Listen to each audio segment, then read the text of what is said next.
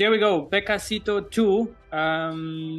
This time we can continue basically on what we talked last time.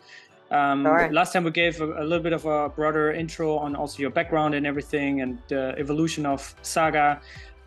So today we can talk a little bit deeper about shared security models, also about this concept of modularity, which I think is going to be really big this year. Like especially those two are going to be big narratives, and gaming, which is what Saga aims to become, is kind of this gaming hub in Cosmos. So we have a lot to talk about. But first off, Rebecca, how is everything going? How are you? I'm good. Thank you, Cito. Thanks so much for having me again. It's good to see you. It's been almost a year, I think, since the last time that we did this. So really, really happy to be back. And things are good. I think, we're recording this right now on March 14th. So I think a lot of people had an interesting weekend. But things are good here.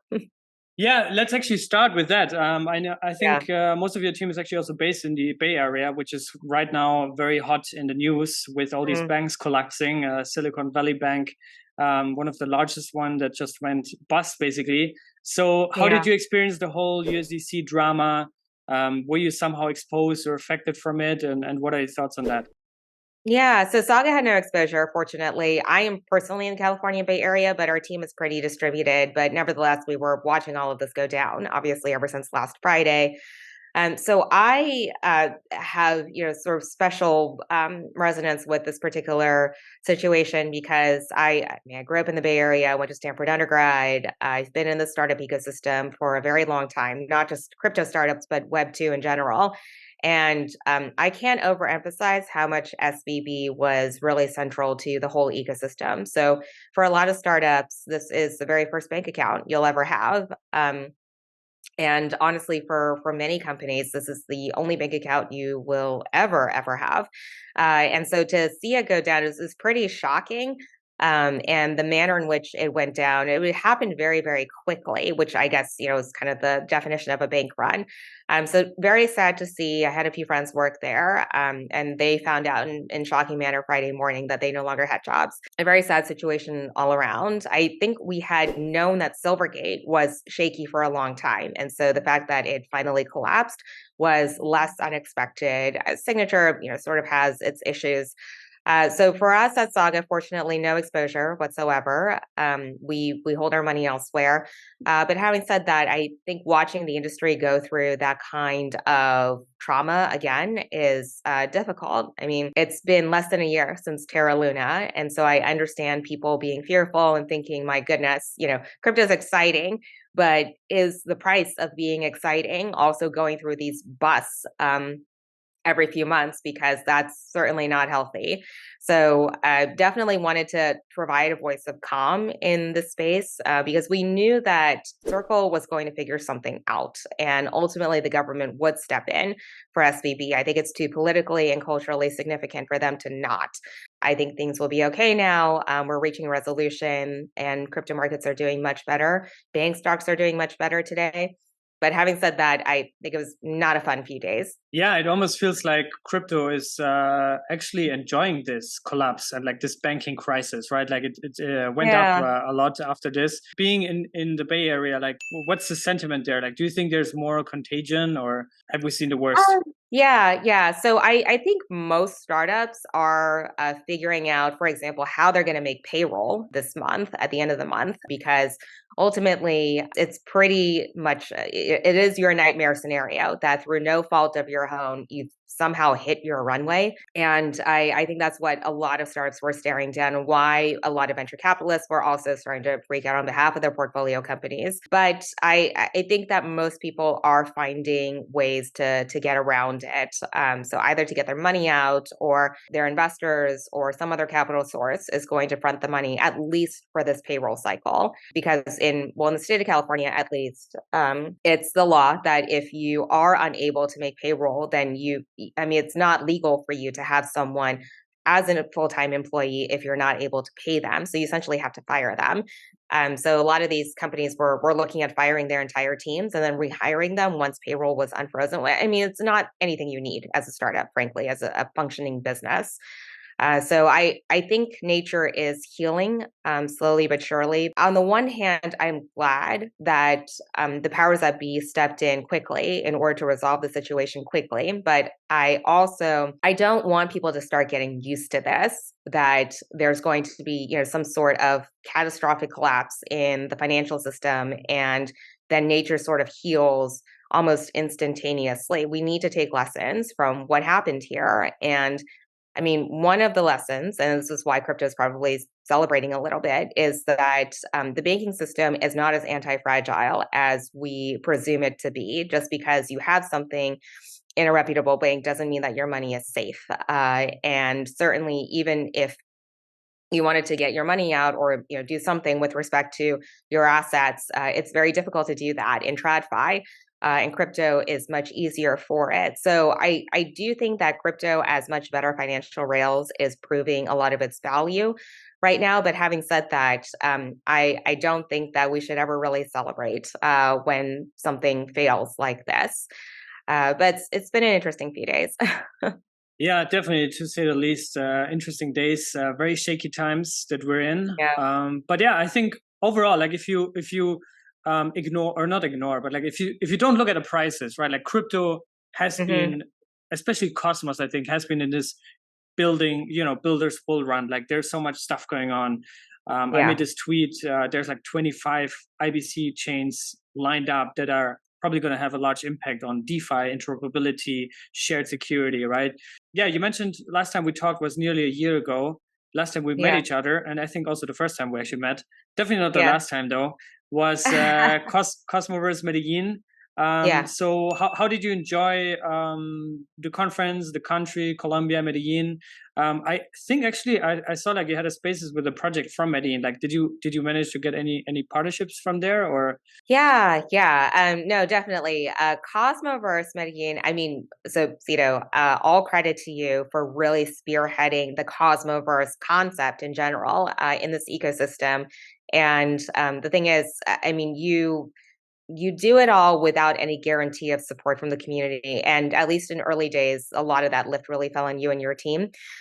So we really appreciate it. I know it's a lot of work to put on a conference, and each time it gets better and better. And I think Cosmoverse Medellin was, first of all, I can tell that's a location that's near and dear to your heart, just based on how much fun the conference was. You knew all the best places, the restaurants, the event venues, and it was a really, really fun week for all of us. Very productive week as well. So you mentioned that it's a great place to form partnerships. That's absolutely true. I do think that it was a good chance for Saga and me personally to meet a lot of the teams that we've been talking to virtually or had interacted with on Twitter, but had never met with in person. So yeah, that was a lot of fun. And Cosmoverse Istanbul this year, I think, will be even more lit. So really looking forward to it. Yeah, thank you also for the kind words. I mean, the Cosmoverse team is definitely doing a great job. I mean, it's not just me, right? There's like a whole crew that's doing this with me, and it's also very fun to work with them. So and everybody's super productive. So it's a really cool vibe, and I think, like you say, it has strong impact now after such a short time. But that's also the whole point, right? To get all of you guys together, and also for you guys to explore different countries, different markets, right? And as we talk about Colombia, I think Colombia is Latin America as a whole, but also Southeast Asia, right? That region, the Philippines also. They're big gaming markets, right? And GameFi, NFTs is getting really, really big. Onboards the masses, right? That's probably the killer use case to get 1 billion people into crypto in the end of the day. So making the turn to Saga, you guys have this focus, right? Which is gaming. The metaverse, bringing on 1,000 chains to the multiverse, I think you call it. The multiverse, So talk about why that focus, and how do you approach that? Like, what's the thing that you specialize for that gaming industry? Or like, in other words, what does the gaming industry require that's different to, let's say, DeFi, for example? Yeah, absolutely. So I would say that when we first determined that we were going to go after gaming and entertainment, it was really from a functional perspective. So Saga is, for those of you who don't know, Saga is a chain to launch chains. We allow developers to automatically get onto their own dedicated chains. And when we were first thinking through our go-to-market strategy early last year, we asked ourselves who badly needs this infrastructure. In our humble opinion, anyone could benefit from this kind of infra, but who really, really needs it in order for their application to even function at a minimal level? And it really was in gaming and entertainment. So in DeFi, you have relatively lower transaction volumes, but the transactions themselves are relatively high in value. And so, in terms of congestion, throughput issues, as well as high and variable gas fees, you don't mind as much because that's not the point of the applications and why you participate in DeFi.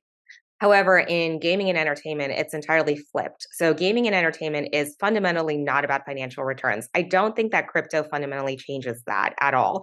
It is about the user experience, it's about having fun.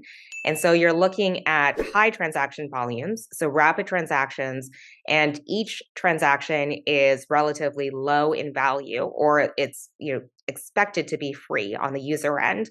And so you need that kind of control over your block space, that kind of performance, flexibility, and you need predictability around gas as well. So that's everything that having your own dedicated block space offers, as what Saga is able to offer. So that's why we focused on gaming and entertainment to start with, because we felt that that was the space in which this infra was badly needed. Now, we were also aware, of course, that gaming and entertainment was one of the huge growth areas in Web3, and that has continued to be the case during this bear market, and I think will take us into the next bull. So our understanding, and we credit the developers and projects that are building on Saga for this, for teaching us really, our understanding of Web3 gaming has really changed over the last year. So I think when we started off, there were a lot of play to earn models, for instance, and there are still some games that are based on that kind of design. But more and more, I think that these projects are seeing what is it that's new that Web3 can offer to gaming and entertainment. And that is what excites us the most. So I mentioned that we are recording this March 14th. Next week is GDC, where we will have a pretty big presence. And we're super excited about that. I mean, the creativity in this space is pretty awe-inspiring. What does gaming come to mean at Saga? What it means really is the multiverse. It is about that decentralized generation of content. So a Web2 game, say a creator spends a lot of time and resources producing this game. They put it out into the wild. Users fall in love with it. They play it. They form guilds around it, communities. And ultimately, they want to contribute back to the game. However, the game is owned by the creator. They're owned by some central entity, and that controls the future of the game. So in Web3, what we're looking at is much heavier community involvement, not just in the governance of the game, but also future game design, gameplay, and the multiverse, coming up with different storylines for the characters that you really like, different game designs, etc. So that is what our technology really fuels. I mean, it's new rails for that decentralized generation of content. You also have AI pitching in at this point. It's a nice confluence of different technologies. So, for example, if you are a passionate gamer, but you're not a professional artist, you can nevertheless contribute intellectual property to a game title if you're able to use generative AI, let's say. And we're seeing people start to do that already, to use AI for assistance in developing cool characters, cool artwork, cool music, even cool storylines. And so seeing that kind of creative energy be unleashed in this ecosystem is really what drives us. And you'll see that as a big theme next week as well. Yeah, and if you go on saga.xyz/innovators, you can also see some of the projects that are part of this Innovator program, I think it's called. And a lot of them are actually games, right? So can you talk a little bit about this Innovators program? What type of projects are there? Are these like projects that are being built from scratch, or is it also projects that are migrating? Or so the Saga Innovator program in many ways is the heart and soul of what we do at Saga.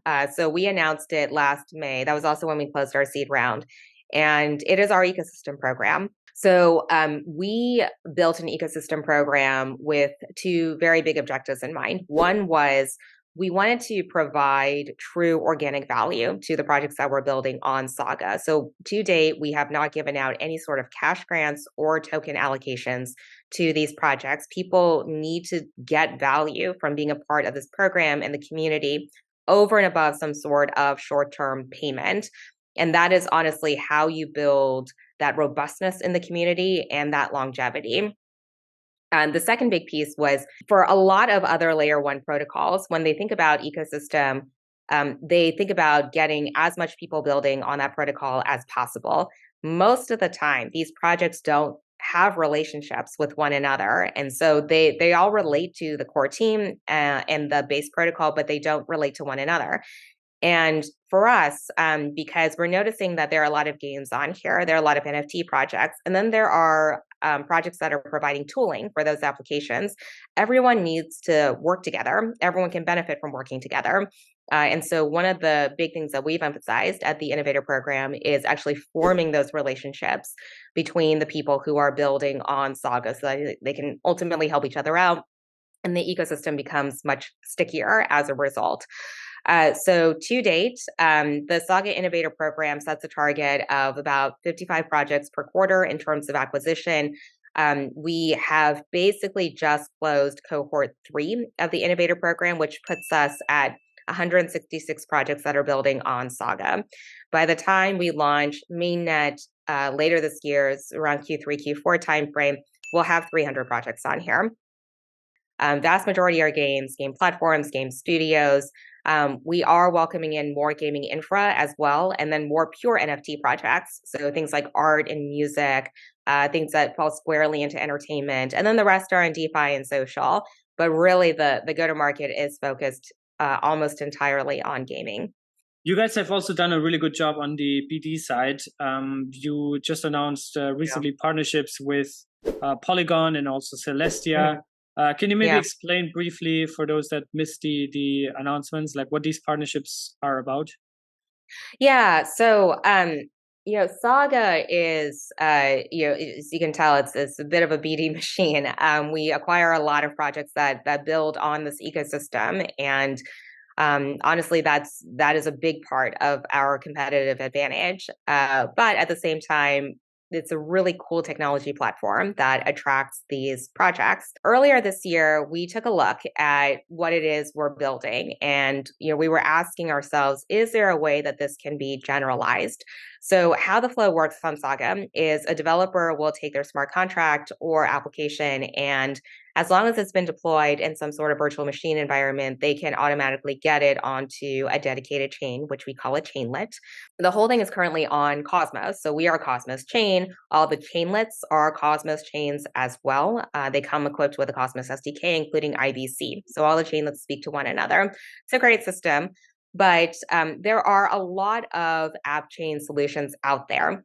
And we were noticing that these app chain solutions, they are essentially going down the same path that Cosmos has already gone down many, many years ago. So Cosmos, because it was app chain first from the very beginning, it has already run into a lot of the roadblocks around building app chains. And for people like Polygon or Binance, when they do their app chain solutions, they inevitably find out that these roadblocks are not just because the particular or that Cosmos was early in looking at app chains. They are just inherent to building app chains. And so we were thinking to ourselves, Cosmos has this wonderful technology stack. Saga has a special value proposition in the sense that we automate the instantiation of these chains, and we're able to automatically orchestrate instantiation and maintenance of these chains. Are those value propositions that we can bring to other ecosystems with their app chain solutions? And so with Celestia, that was first dipping our toe in the water because Celestia is also Cosmos, but they are doing the roll-up architecture. So we thought, is there a way to generalize chainlets to roll-ups? And turns out there is. So with Celestia, we are doing roll-ups as a service. A lot of people claim to be roll-ups as a service. I would say our main differentiator is twofold. One is, again, in that automation piece, but secondly, most rollups are still centralized. So there is a single sequencer that is servicing this particular rollup. In our case, because you're looking at the Saga validator set for each of these rollups, it is decentralized sequencers as a service out of the box. So super excited about Celestia. And then we generalized even further to Polygon. So Polygon is not the Cosmos stack, obviously. Polygon has their own stack. And their app chain solution is called Supernets. It is based on the Polygon Edge stack. They also have their own set of validators. Obviously, Matic validators have been validating the Polygon POS chain for a long time. They expect to be rewarded, and they expect to participate in the validation of Supernets. And so we figured out a way such that they can continue to have their Supernets be validated by these Matic validators. However, the Saga chainlets are responsible, again, for that automated instantiation of the Supernets, their orchestration, and their maintenance over time. In that sense, we have generalized the ability to spin up dedicated block space on Saga.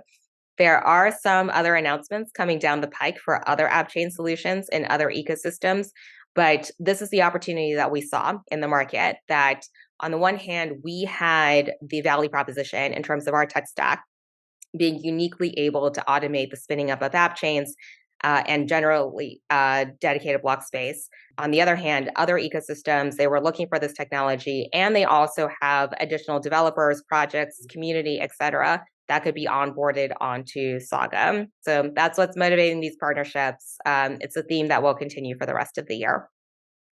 And then Saga chainlets, they're also basically renting security from the Saga mainnet, right? So they don't have their own validator set, is that correct? No, they all have their own validator set. So all chainlets are chains in their own right, but they share the same validator set as the Saga mainnet. So in other words, there are no decisions for developers to make when they are deploying on Sagas. The security layer has been completely abstracted away from them. We're just replicating the security model of the Saga mainnet onto each chainlet, but chainlets are all chains in their own right. So it's basically like the Cosmos Hub replicated security model in that sense, right? Or how does it differentiate? Maybe you can explain how that works. Yeah. So a couple of things there. I would say that for the Cosmos Hub and how they're implementing interchain security, so first off, there is no governance component to Saga, or at least in terms of launching a chainlet or consumer chain. So in our minds, when we think about chainlets as dedicated block space, we want people to start thinking of these things as AWS instances, basically. And you know how a developer uses AWS to develop. They basically stand up these boxes like candy. Whenever they need a test environment or as they're getting into production, they just keep standing up these environments to make the development process easier. It should be the same for a dedicated block space. So our idea is, if you're going to make it as easy for developers to stand up the space as possible, then it needs to be a permissionless system. So our system is permissionless. The security layer between the application and the rest of the system is that virtual machine. But on Saga, if you want a chainlet, you get a chainlet, versus on the hub, you can deploy any sort of random Go code. So no virtual machine necessary. However, you do have to go through the governance process in order to be approved as a consumer chain. That's the biggest difference. And honestly, it really does inform all the other differences between us and hub implementation of ICS. So we are looking at high volume versus the hub, which I think is looking for sort of those blue chip projects that are going to be using hub security. So it's lower in volume, but it's a different flavor of project. Yeah, it's really around token economics. So for us, the Saga chainlets are paid for. We have the benefit of being a new system, and so we can come up with whatever token economics we like for the protocol. The chainlets are paid for in Saga tokens that are given directly from the developer to the validators. That's our business model, essentially. And so we get away from any sort of messiness around staking, stake weight, things like that. I mean, obviously, those considerations are necessary for any POS chain, and we deal with that with respect to our validators. But in terms of projects that are launching on us, it really is that straight payment of Saga tokens that will enable them to keep their chainlets alive. Is there any sort of limit? I mean, you mentioned it is permissionless, so I guess it can, is it highly scalable? That might also be a differentiator to the Cosmos Hub. Like how many chainlets you can have, or is there any limit to it? There is no limit. As long as you pay for the chainlets, you get the chainlets. So I'm glad you asked that, Cito, because the way that we see projects scaling on here, so at a minimum, I think most projects are going to be looking at 3 chainlets. So their dev chainlet, their testnet, and then ultimately the production version of the application. For applications that are getting any sort of appreciable traffic, I do think that they're going to have to scale pretty quickly beyond just one chainlet. So in that case, you're looking at standing up multiple chainlets, all servicing the same application. And so the scaling model that we have, it's elastic and it's horizontal. That's how we have built the system. And I think ultimately, once we get more and more applications on here and they start getting more traffic from users, that is how the system gets built out. It gets stretched horizontally. Yeah, I feel like we should do at some point we should do a shared security debate or discussion or like a panel. I had this with Nick White, co-founder of Celestia, and Sunny recently. It was super cool because I think there's a lot of synergies. Like I think people always try to, and I also want to hear your thoughts about mesh security, but people always try to pick a winner in crypto, right? But I think there's actually a lot of different flavors, variations, synergies, and partnerships in the end of the day. So how do you view Saga kind of like fitting into this, especially like with focus on the kind of shared security model, with mesh security and Celestia itself going live, Cosmos Hub shared security that just went live. How is Saga positioned differently compared to those? Yeah. So at Saga, I would say that what drives the kinds of tech stacks that we go after, the kinds of partnerships that we go after, our entire go-to-market, it's really, really sensitive to demand signals. And we have some understanding, we'd like to think at Saga, of what it is the market is looking for, particularly for the initial target sectors of gaming and entertainment. And so we have formed a thesis about the kind of shared security architecture that these applications will ultimately need. And for anything beyond that, so you're already starting to see that Saga is generalizing beyond its original sort of vanilla chainlet tech stack. We're starting to support Polygon. We're starting to support Celestia. Again, there will be a couple other announcements coming down the pike shortly for other stacks in non-Cosmos ecosystems that we will also be supporting. So the goal of Saga is really to become a platform for developers. And to the extent that developers are comfortable developing a certain environment, not so much in another one, they should be able to find availability for that on Saga. What we're providing is that automation and orchestration at the base level, and of course that ecosystem as well. Now, with respect to other shared security models, we think that the way that we have done interchain security and the replicated security model is quite robust for the objectives for both the near and medium term. Long term, I can definitely see that something like mesh security or what EigenLayer is doing can be interesting for chains, let's say, of similar mid-size. For chains where there are sort of disproportionate, where there is a disproportionate relationship between the two chains, then I don't think it makes as much sense. And certainly for developers that are just starting out, I don't think it makes any sense at all. And so we're monitoring it very closely. I do think that Saga is quite different, as people in the Cosmos community can probably tell, and people who have interacted with us outside of Cosmos can tell.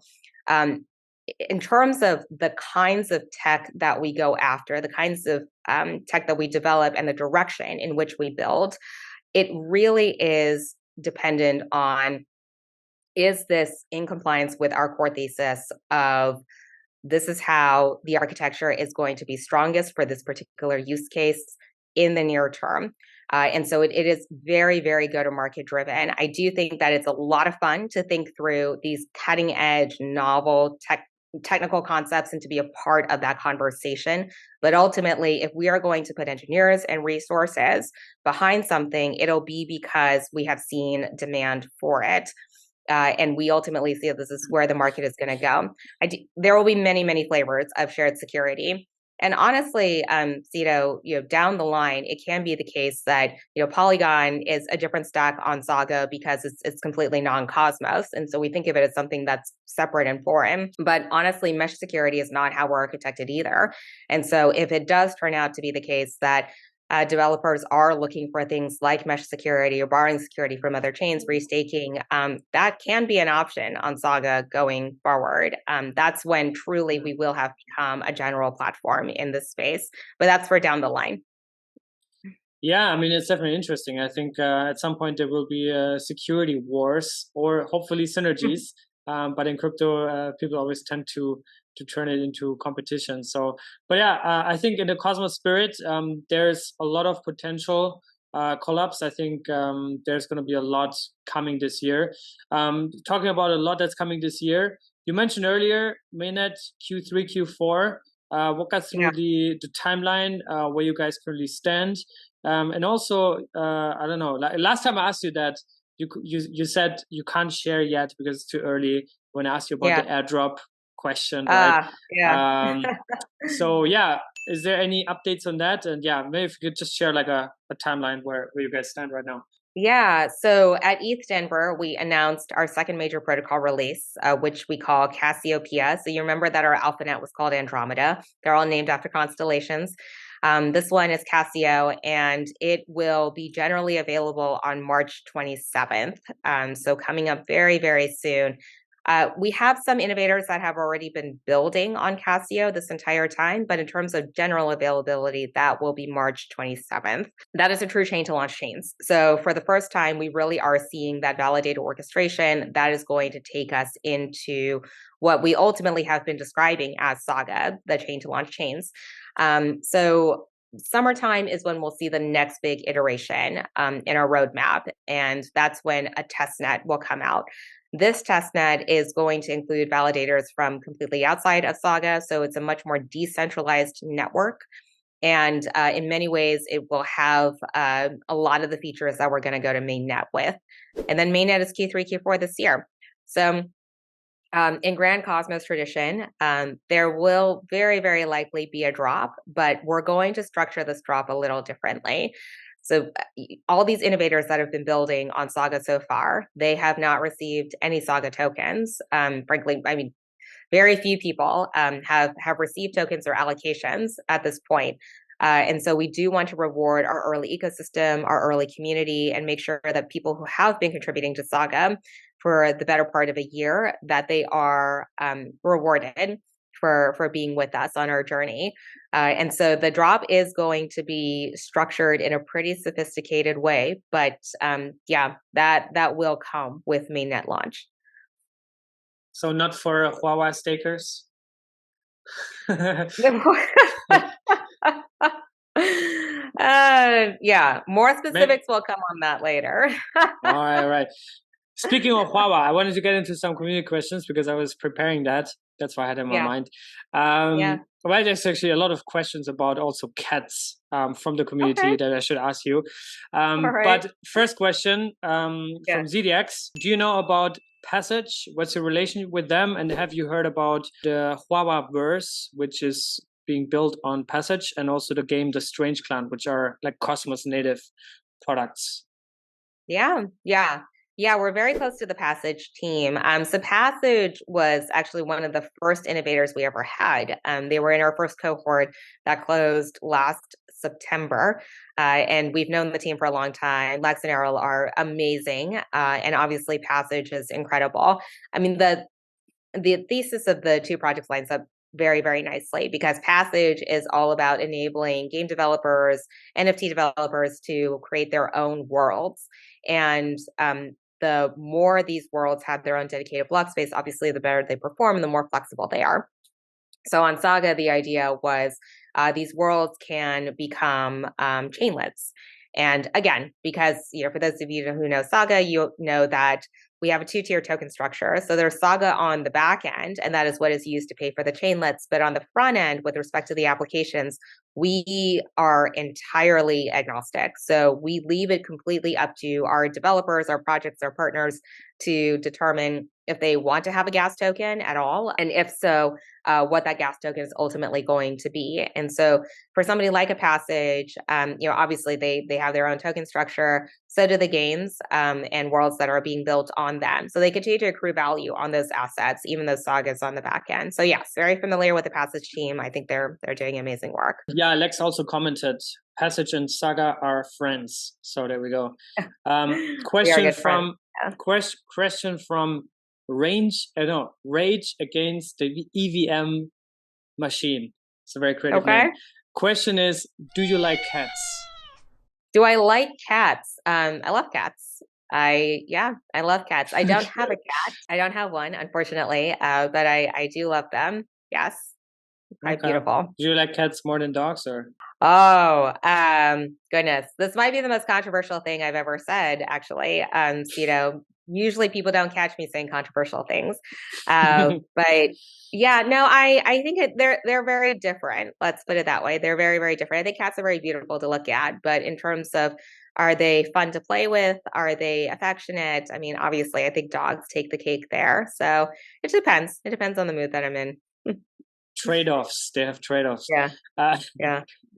Question from the Nistic. Will Atom have a role within the Saga ecosystem? Yeah. So, I mean, Saga is a Cosmos chain. So it's using Cosmos technology. I think that Atom is something that's going to figure into our drops. But in terms of its actual use within the ecosystem, I mean, if somebody wants to use Atom as a gas token for their particular project, that's totally fine.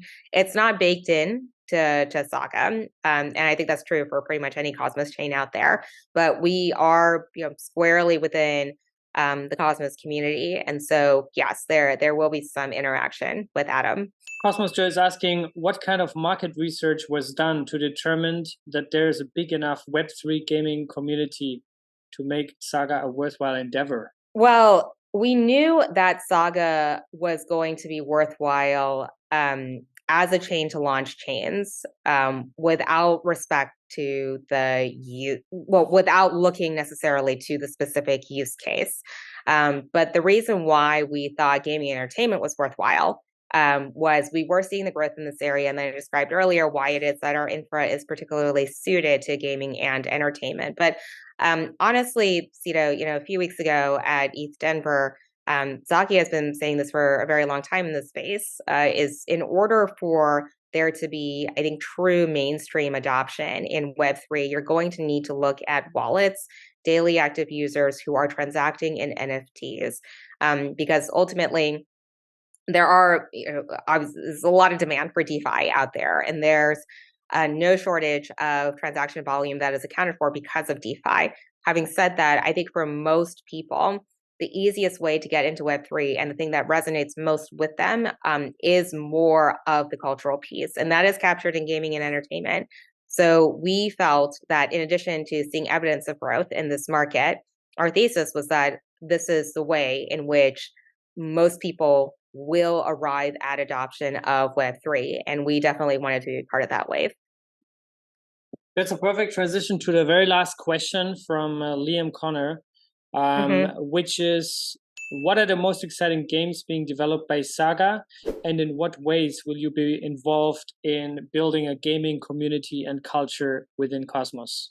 Yeah, so with 166 projects that are building on Saga, it's very hard to pick our favorites. I will call out some examples of different types of games that are being built on Saga. So I do think that one of the toughest things you can do in Web3 gaming is first-person shooter, because the games are very fast-paced. There can't be latency.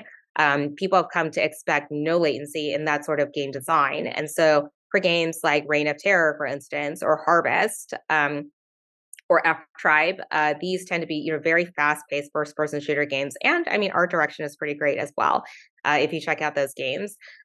We have a project called Castaways, GG, which is basically Minecraft, so a survival game, but on water. Very excited about that. Curio is a strategy game that marries elements of many of our most beloved strategy games, whether it's League of Legends, Clash of Clans, Civilization.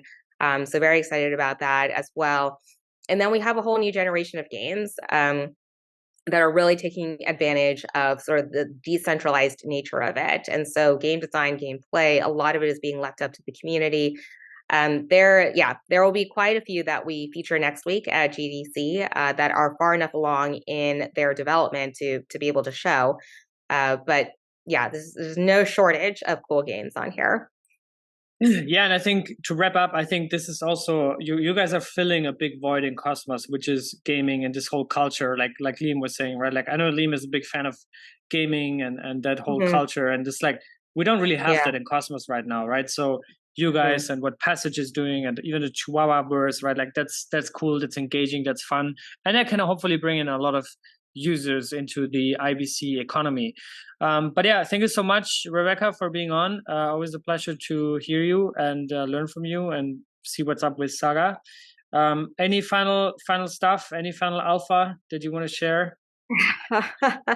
No, Cito, it's always great to be with you, and thank you again for all that you do for the community. I think that it's pretty safe to say that you are the podcast of record for our ecosystem, and all of that happened very organically. So thank you for all of this, and it's always great to catch up.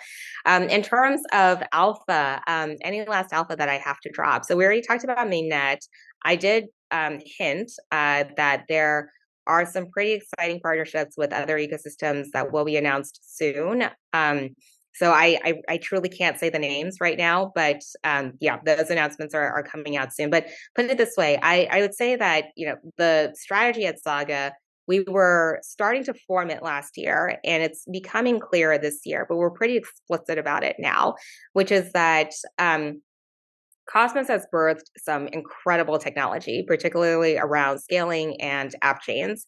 And I think a lot of the fear in the Cosmos ecosystem was that because we did not have go-to-market chops, that other ecosystems would essentially take this technology, run with it, and then ultimately profit off of it. And one of the things that Saga has been really trying to do is make sure that, hey, you know, we need to assert the fact that because Cosmos has this excellent technology and has been improving upon that over time, there is some true core value and unique propositions that we can offer to these other ecosystems. And we need to be out there so that the technology can be a part of these other ecosystems as they engage in their app chain and scaling ambitions. And so what Saga is doing is we are putting ourselves out there. So yes, we are very much a part of Cosmos. I mean, most people in Cosmos are aware of who we are at this point, and we want to be good community citizens here. At the same time, we are expanding to other ecosystems. So you'll see a lot more of that this year. We're really, really leaning into it. But it's an exciting time. I think nature is healing, the market is recovering, and 2023 will be a good year in crypto. That's very positive and good words to end this. Thank you so much. Also, everybody, for the questions, for the engagement, for subscribing, for liking, for following